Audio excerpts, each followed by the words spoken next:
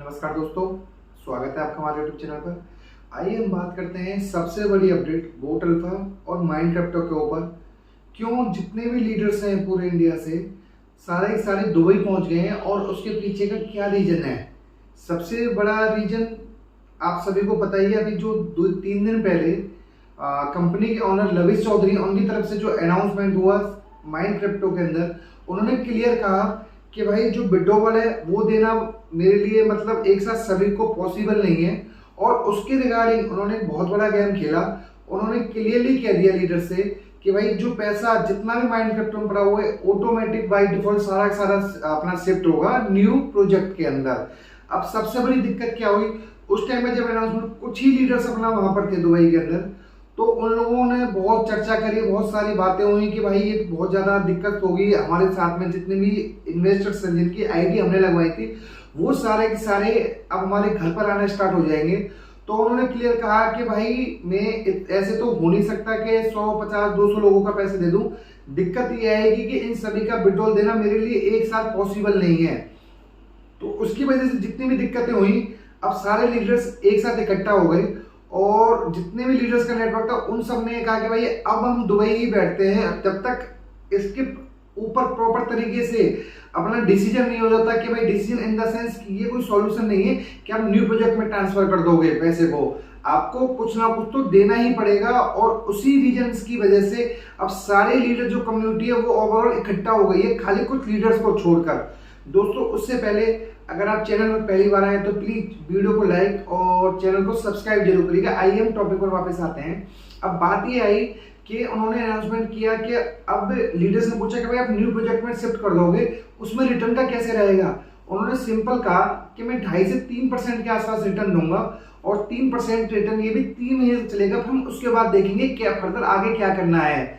और सबसे बड़ी बात उन्होंने पूछा कि जिनका जो अमाउंट है वो उसके ऊपर रिटर्न आएगा। तो उन्होंने क्लियर बताया, जो पता चल रहा है कि भाई किसी ने अगर 1 लाख रुपए लगाए थे, उसने 50,000 रुपए निकाल लिए अपना, और आज की डेट में बैलेंस उसका 50,000 रुपए बाद में इनकम जुड़कर वो 80,000 हो गया। तो 80 पे नहीं मिलेगा, मैं उसको जो ये 2.5 से 3% दूंगा, 50,000 पर दूंगा। मतलब ये हुआ जितना आपने अमाउंट इन्वेस्ट किया था उसमें से जितना आपने एज इनकम विड्रॉल कर लिया तो वो अमाउंट भी आपका प्रिंसिपल में से माइनस हो जाएगा। तो आप समझो आप लोगों ने कुछ भी नहीं कमाया इन स्कीमों के अंदर। और सबसे बड़ी बात एक चीज की और क्लियरिटी हुई कि उन्होंने कहा कि अगर न्यू प्रोजेक्ट के अंदर नया बंदा इन्वेस्टमेंट करता है तो मैं उसको 4% मंथली दूंगा। दोस्तों ऐसा क्या हुआ कि 12%, 10% से सीधे 2.5 से 3% पर आ गए। अब सबसे बड़ी दिक्कत ये कि उन्हें एक्चुअली पता चल गई कि अब लोगों से फंडिंग लेना बहुत इजी काम नहीं रहा हमारे लिए। और सबसे बड़ी दिक्कत लीडर्स ने यहाँ तक कहा कि आप तो यहाँ पर बैठे हो, दिक्कत हमारे घर पर आ रही है, हमारे घर वालों को आ रही है।